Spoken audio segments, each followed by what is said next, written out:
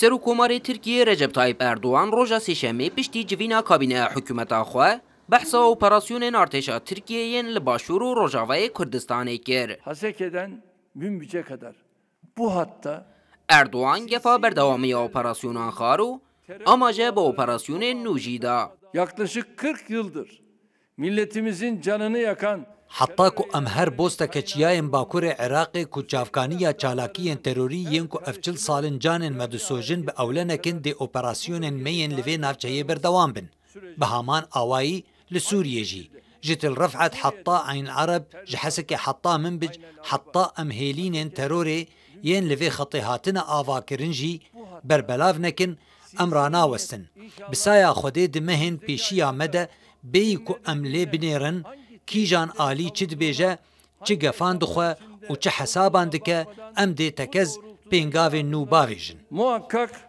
atacağız. Operasyonun ارتشا Türkiye'nin در ویسینو روژا سهشنبه روژا و سرکیه parlamentoya و آلیین siyasici bu. Sayın Başkan, saygıdeğer milletvekilleri.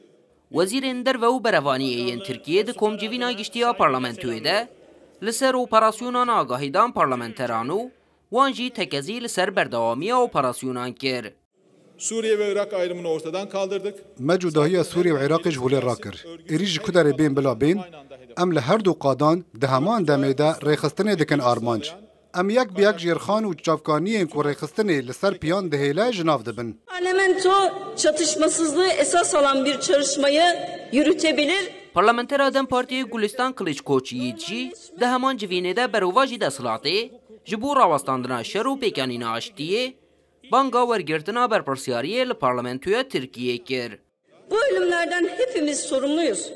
Şayet biz meclis olarak em hemû ji van mirinan berpirsin eger me wekî parlamento duwarê siyaseta demokratîk de erkê xwe bi cih anîba ev mirin çê nedibûn. Piştî van mirinan divê parlamento dem li dest berpirsiyariyê werbigire. Eger parlamento ji bo rawestandina mirinan berpirsiyariyê werbigire em weke partî soz didin ku em dê bi can û dil kar bikin. Tecrübeya Tirkiyeyê heye ku aştiyê pêk bîne. Türkiye halklarına veriyoruz. Türkiye'nin barışı yapacak deneyimi vardır. Terör örgütüne ait toplam 60 kritik altyapı ve mühimmat tesisini Bugotuna Serokkomarê Tirkiye ji 12 vê mehêve de operasyonên hewayiyên artêşa Tirkiyeyê li başûr û Rojavayê Kurdistanê 114 cih hatine bombebarankirin û 6 wêskehên krîtîk jî hatine jinavbirin.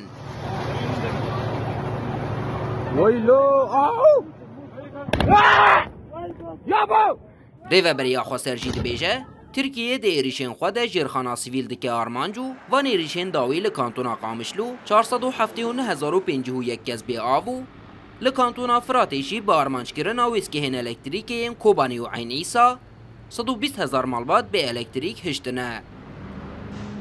Ferdî Sak Rûdaw.